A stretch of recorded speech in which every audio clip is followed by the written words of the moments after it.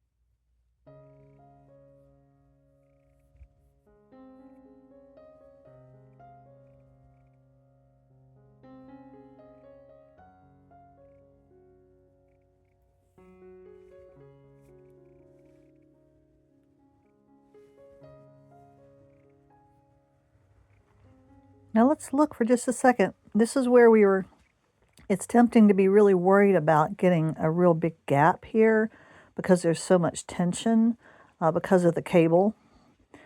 This is the tension I'm talking about. You can see it on this end, how it pulls the end stitches apart. But you can see that that does not create a problem in the finished sock. It looks very nice.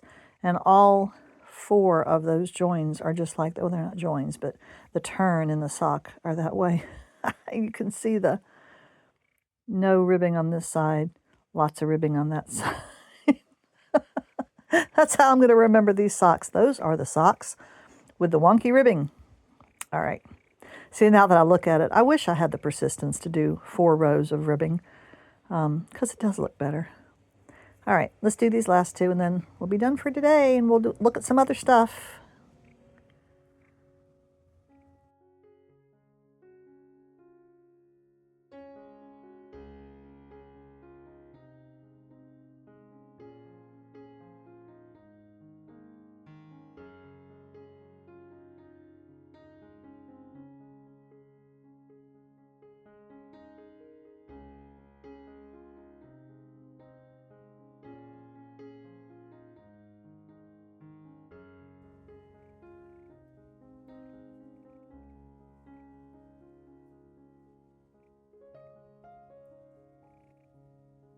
Now, messing about with these cables is kind of fun.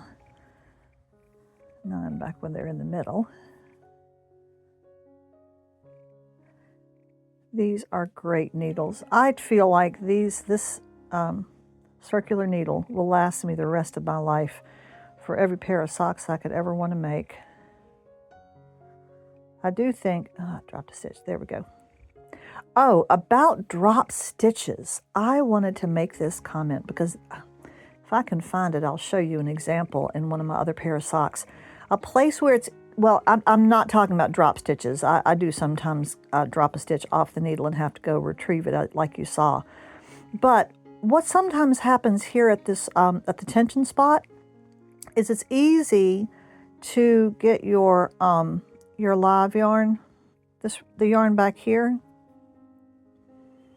You got to make sure you keep it up like this. If it gets slipped underneath, like say it gets like this, and I did this once. I couldn't remember where it was supposed to be. If it gets under here and then you start to knit, you'll end up with a yarn over. And we all know what a yarn over looks like. If you want a yarn over, it gives you a nice little, that thing is not on there the right way. It gives you a little, like an eyelet. It gives you an opening. I have to examine that. Yeah, okay, I think that's better. But what that ends up being, especially, you'll end up with little openings here where you've done that yarn over, and you won't have a drop stitch. It's not going to come apart on you. You'll just have a little hole. And that's a yarn over because you had your live yarn on the other side in the wrong place. That is still looking kind of funky. Not sure what's the matter with that. I think that goes over there.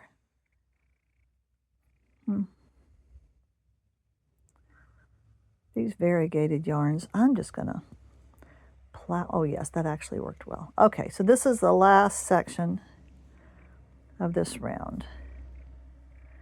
And then we'll look at it for a second.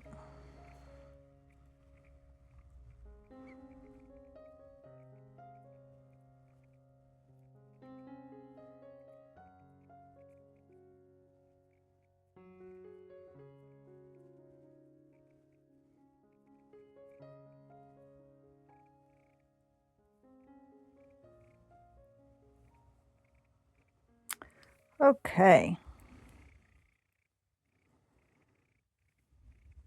Isn't that fun? Oh, I cannot tell you how nice it is to be getting both of my socks finished at the same time. So when I'm done with this little project, I will have 2 pair of socks and I won't have second sock syndrome. Now we'll look at the rib side. Actually, even it's not very good. I didn't do all the ribbing there. It's just yeah, the ribbing is a nightmare, but honestly, I always turn the tops of my socks down a little bit anyway, and these are just slipper socks for around the house, so it doesn't matter. But yeah, looking really good. This was a weird little piece of yarn in there. I don't know what that was. It was in there, so I included it. There it sits. Now let me get out my my ruler. This is the little ruler I keep in that bag.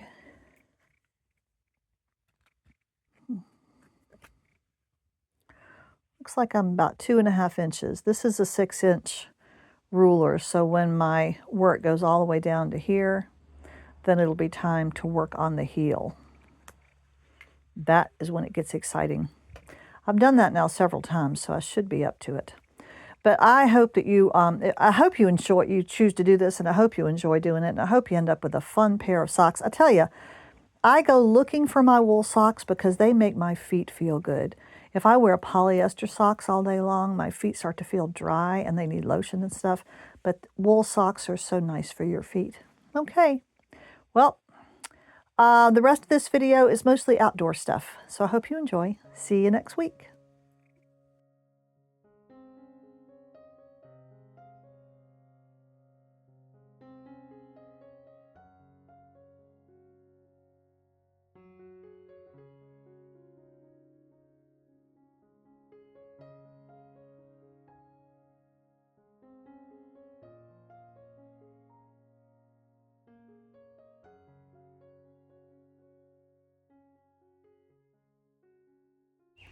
Just for fun, I thought we'd take another look at my shade bed. This is on the west side of my house, but it's underneath a Japanese magnolia tree. And anyway, it stays in a good bit of shade, gets some sun, but this is where I put my shade-loving plants because it's the shadiest thing I've got. Let me show you how it's coming along. This is the north end of the bed toward the back porch. I do have some irises back there. I don't really like them there, but I'll need to dig them out and move them. I just haven't done it yet. This started out being mostly a hosta bed, and I still got hosta. Look at them all. There's another one back there, little teeny one there, and a bunch more going that way. And then I put in a lantana bush, and I didn't realize that this was a massive lantana. And now it goes, I mean, it's just coming up this year, but it's this whole section of this bed. It's quite large and it gets very big. And it puts the hostas into shade after a while, which is nice. Now here, this is brand new. This is some sedum. And it was in on the other side of the house in really, really hot sun. I hope it does okay over here. It's so tough. I won't even go through the long history of how I have this. It's just so shocking how you can stick it in the ground. Just break off a piece, stick it in the ground, and it becomes a big plant after a few years. So I dug it up with some of its roots and put it over here. A lot of water, hoping it'll take. There's my painted lady fern. I dug it up from the scary bed down there. More hosta in a pot. That is a really big, beautiful Lenten rose. I just love those. That is, oh dear, what did they call that thing? Bugleweed. That's one that I have left from last year. There's more of that painted lady fern. It really started out as one, and then it kind of grew, and I've dug it up and put it in different places. It's kind of pitiful looking, but it doesn't die for what it's worth. Now, among my hostas down here, I also have a good bit of fern. Hoping they come back every year. I planted one of these. I got one for my daughter's wedding, hoping to be able to grow fern for her flower arrangements, but it didn't take in time for that. But it stuck around, and there's quite a few down there. And from out here, you can just see how much this tree, the overhanging branches from that Japanese magnolia, shade this bed. Got a few more pots, another painted lady fern, hosta, and some more green fern. Forget the name of that fern. Some more hosta. And I'm cutting off this bed right here. We're going to be done. And then I'm going to get Adam. I'm going to dig everything out of that bed, and, as I've told you before, and we're going to mow it down. Turn it back into grass. The last thing I have that I had totally forgotten about on this corner is a little hydrangea. I'm hoping it takes. It seems pretty happy. It's quite small, but it is kind of the sunny edge of the bed, so I'm hoping it's enough for it to thrive. Oh, and the other thing is, this little plant right there. It's kind of silvery. That right there. Bloop. That's an Iliagnus. That's an Iliagnus volunteer, and it is one of two in this bed. Let me see if I can find the other one. Clearly it came from some kind of a seed that blew from our front border hedge. I couldn't call it a hedge. That's where we have the Iliagnus. Let me find the other one. Well, it's down here somewhere. It's in here somewhere. But those things grow about 3 feet a year. So if it's down here, I'll know about it by the end of the summer. I'm going to have to keep it cut back because it'll take over in here. But I'm kind of excited to have a volunteer of that. I didn't know it really did that. So anyway, and I've got a little bird bath with some seashells. So if there's any bumblebees or any bees, honeybees that want to get some water, they can sit on the shells and get some water. And I keep spare water in that jug down there. All that Lily wants to do is come outside and lie in the sun. She's just so happy doing that. Oh, Bobo, really? So we're heading into the warm time of the year.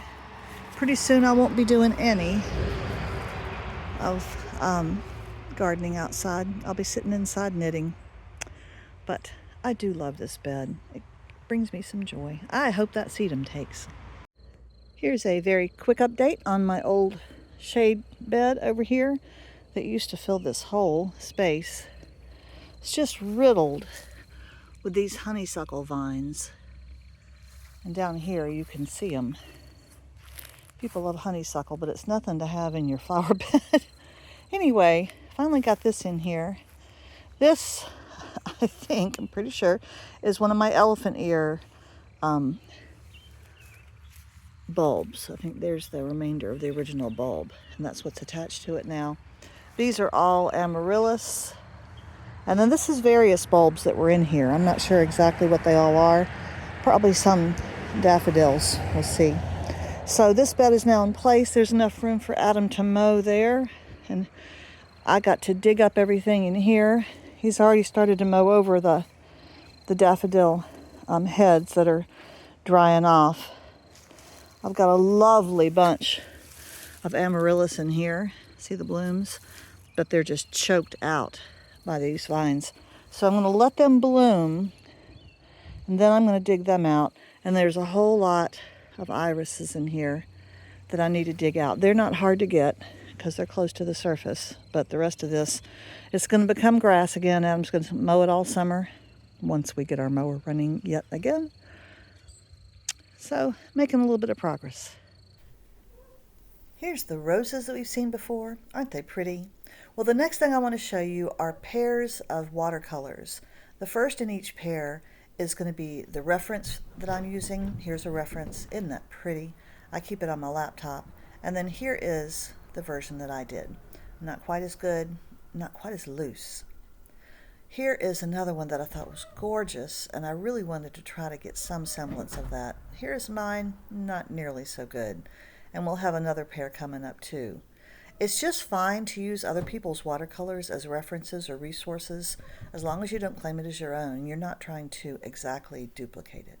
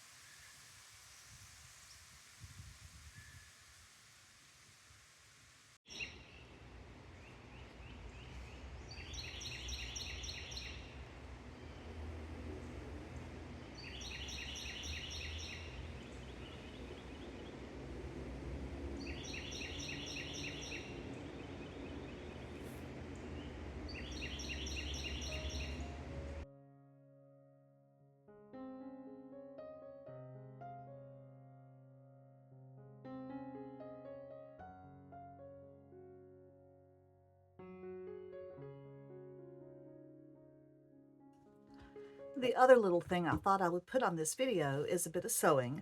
I am still making these roll-up pouches, or I've also turned one into a purse, a shoulder purse. I think this one might be another purse, but I have finished the front, and I also decided to go ahead and put the back on it with the batting in between, and I'm going to finish up, run a little seam around the edges like I did last time. And then I'm going to try to do some free motion quilting, and I mentioned this before, that I want to be able to quilt the back as well somehow.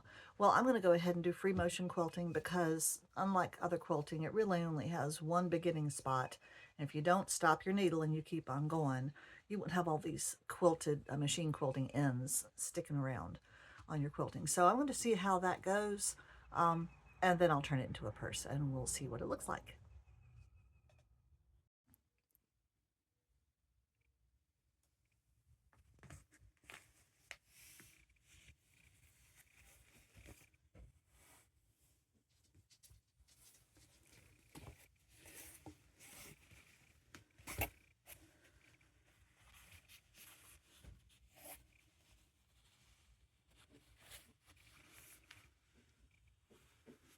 Well, here at the end of this video, I must confess to you that this was an abject failure. Here is the piece that was going to be a roll-up pouch or a purse. I fought with it so much, and I had such bad stitching. You see evidence of some... I struggled with doing free motion quilting. I just struggled even with straight stitching. I mean, it was kind of awful. So the stitches are very inconsistent. Some of them are big and gaping. The tension is really bad, as you can see on some of that. So finally I decided to try something weird and new, and I stitched up the four corners like this. I just don't think it's pretty enough to sell. And then I tucked in the top corners and secured them at each spot. There's the one there, so they would stay in. And now it's kind of a little bowl. I may use it around the house. It holds quite a bit. I don't know. Oh, I was very frustrated with it. I really kind of just wanted it to be done. And some of you probably know what I'm talking about. I've never seen anybody make something quite like that before. If you have any wild ideas about what I should do with it, let me know. See you next week.